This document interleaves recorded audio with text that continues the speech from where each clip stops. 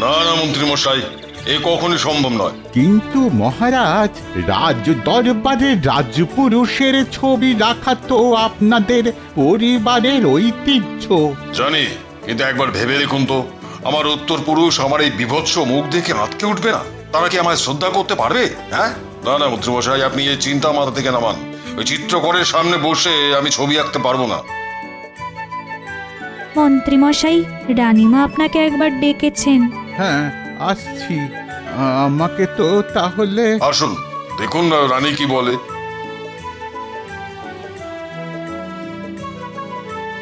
হ্যাঁ, আমারও মনের মধ্যে ইচ্ছে ছিল যে এই রাজ দরবারে আপনাদের ছবির পাশে আমার ছবিও শোভা পাক, কিন্তু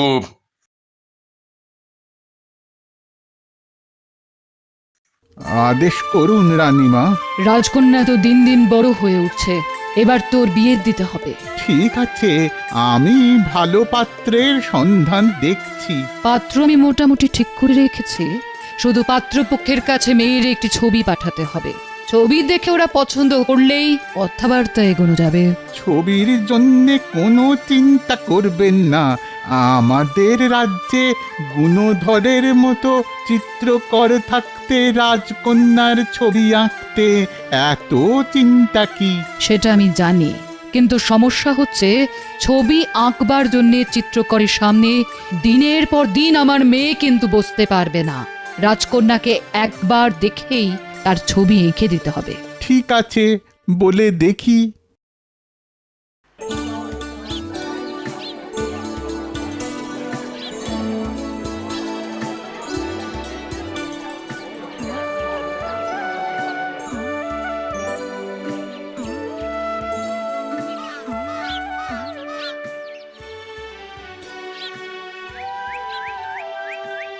আমি কি এখানে একটা কাজ পেতে পারি? না বাপু, চাকর বাকর আমার যথেষ্ট আছে, তুমি তাই আসতে পারো। আমি ছবি আঁকতে পারি। ছবি? তা কিসের ছবি আঁকতে পারো? যা ছবি বলবেন তাই। বটে।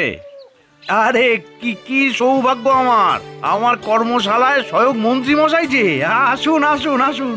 ভালো একটা কাজ আছে তোমার, রাজকন্যার ছবি আঁকতে হবে। এ আর এমন কি কথা মন্ত্রী মশাই, এঁকে দেবো। তবে রাজকন্যার ছবি বলে কথা, খুব নিখুঁত করে আঁকতে হলে কমপক্ষে 8 থেকে 10 দিন আমার সামনে যে তাকে বসতে হবে মন্ত্রী মশাই। ওখানেই তো সমস্যা। রাজবাড়ির মেয়ে দিনের পর দিন অন্য কোনো পুরুষের সামনে বসতে পারবে না। তাকে একবার এক পলক ভালো করে দেখে নিয়েই ছবি আঁকতে হবে। সে কি করে সম্ভব? একবার মাত্র দেখে ছবি আঁকতে তো আমি পারবো না মন্ত্রী মশাই। তাহলে আর কি করা যাবে? তবে কাজটা করতে পারলে অনেক টাকা পারিশ্রমিক পেতে পারতে।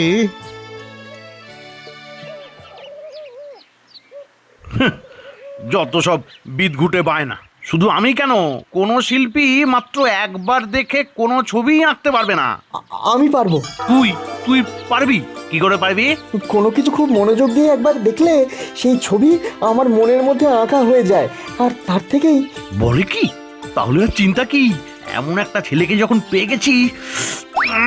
মন্ত্রী মশাই, মন্ত্রী মশাই, মন্ত্রী মশাই, দাঁড়ান দাঁড়ান দাঁড়ান, মন্ত্রী মশাই দাঁড়ান দাঁড়ান দাঁড়ান, মন্ত্রী মশাই দাঁড়ান দাঁড়ান। হ্যাঁ, আমি পারবো মন্ত্রী মশাই। পারবে? এই তো বললে পারবে না। ভেবে দেখলাম কাজটা খুব একটা শক্ত নয়। তাহলে কাল রাজবাড়িতে এসো, আমি রানীমাকে বলে রাখছি।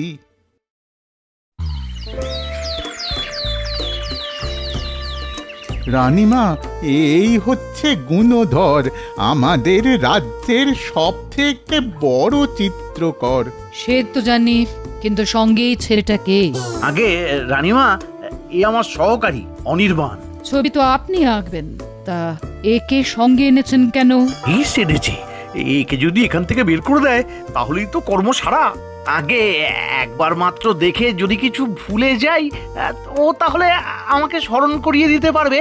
ঠিক আছে, থাক তাহলে। যাও, রাজকন্যাকে ডেকে নিয়ে এসো।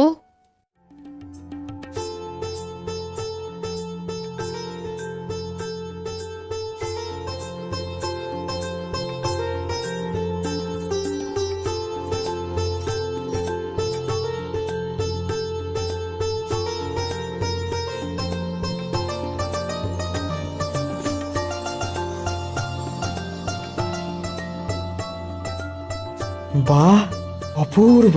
আশা করি দেখা হয়ে গেছে। এবার তাহলে রাজকন্যাকে চলে যেতে বলি। হ্যাঁ হ্যাঁ হ্যাঁ, রাজকন্যা এবার যেতে পারে। ছবিটা কিন্তু তাড়াতাড়ি চাই। নিশ্চয়ই চেষ্টা করবো রানীমা।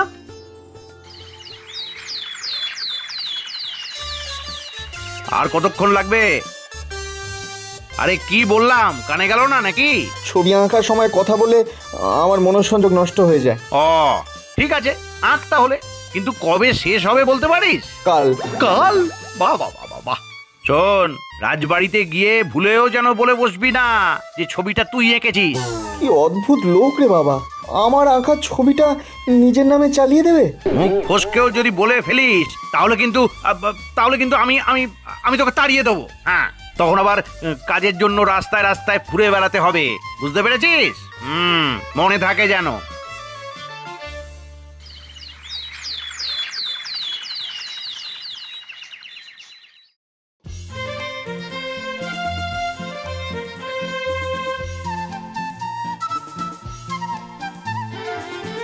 বাহ, চমৎকার হয়েছে। গুণধর, এতদিন জেনে এসেছি তুমি ভালো চিত্রকর, কিন্তু তোমার মধ্যে যে এমন একটা গুণ লুকিয়ে আছে এ কথা তো আগে শুনিনি। একবার মাত্র দেখে এমন একটা ছবি এঁকে দিলে তুমি। বাহ, এ সবই আপনাদের আশীর্বাদ রানীমা। এই নাও, এর মধ্যে 50টি স্বর্ণ মুদ্রা আছে।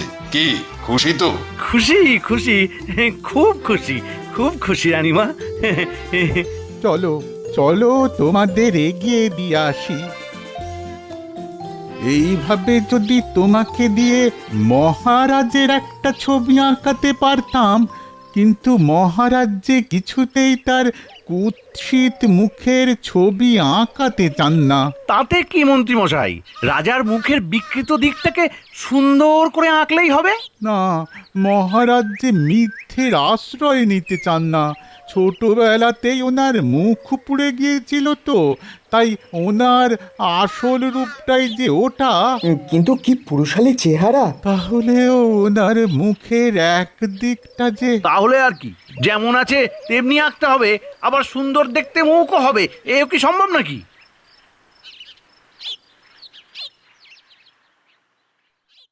এই কি করছিস? আরে এ তো আমাদের মহারাজের ছবি, কিন্তু কিন্তু ওনার মুখের একদিকটা তো। আগে আঁকা শেষ হোক, তারপরে দেখবেন। তাহলে আজকের মধ্যেই শেষ করে ফেল, কালই রাজবাড়িতে নিয়ে যাব। আমি কোনো অর্থ চাই না, শুধু শুধু এবার অন্তত মহারাজের সামনে আমার নামটা বলবেন। আরে আরে বলবো বলবো, পাগল ছেলে, অবশ্যই বলবো।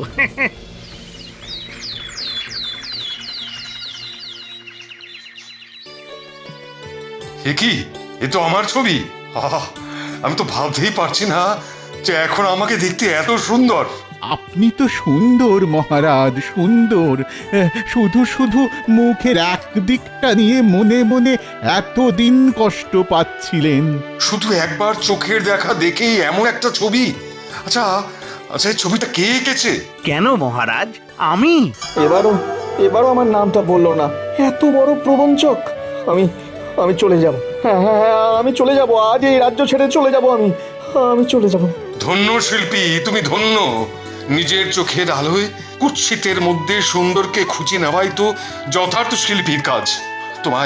তোমায় আমি পুরস্কার দেব, আর সেই সাথে রাজ চিত্রকরের মর্যাদাও পাবে তুমি। আগে আজ আমি সত্যি ধন্য হলাম মহারাজ। তবে একটা কথা, যেমন ভাবে মাত্র একবার দেখে খুব অল্প সময়ের মধ্যে আমার আর আমার কন্যার ছবি এঁকেছো, তেমনি ভাবে মহারানীরও একটি ছবি এঁকে দিতে হবে। হ্যাঁ, তোমাকেই। যাও, আজ থেকে কাজ শুরু করে দাও, যাও।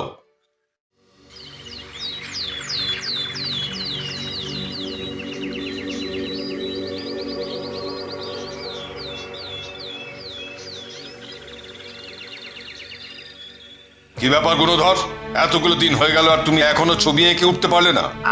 আগে আসলে আসলে আমি চেষ্টা করছি কিন্তু কিন্তু পারছি না। পারছি না মহারাজ, চেষ্টা করছি। তুমি আর কোনোদিনও পারবে না, কারণ যার আঁকা ছবি নিয়ে তুমি দুবার নাম কিনেছো সেই তো তোমাকে ছেড়ে চলে গেছে। মানে মানে এই কথা আপনাকে কে বললো? আপনাকে কে বললো মহারাজ? অনির্বাণ। অনির্বাণ?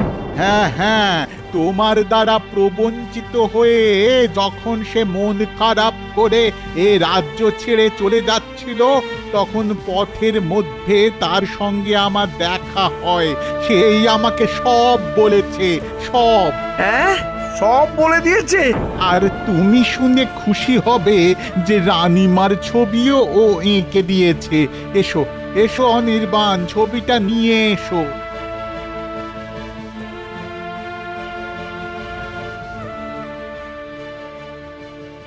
মিথ্যেবাদী, ঠক, প্রবঞ্চক, আজ থেকে তোমার স্থান হবে কারাগারে, আর অনির্বাণ হবে এই রাজ্যের চিত্রকর। মন্ত্রীমশাই, সেই মতো ব্যবস্থা করুন, যান। মহারাজ, মহারাজ এবারের মতো আমাকে ক্ষমা করে দিন মহারাজ। মহারাজ, মহারাজ এবারের মতো ক্ষমা করে দিন মহারাজ। আর কোনোদিন করবো না মহারাজ, আমাকে ক্ষমা করে দিন মহারাজ। মহারাজ আমাকে ক্ষমা করে দিন, ক্ষমা করে দিন মহারাজ।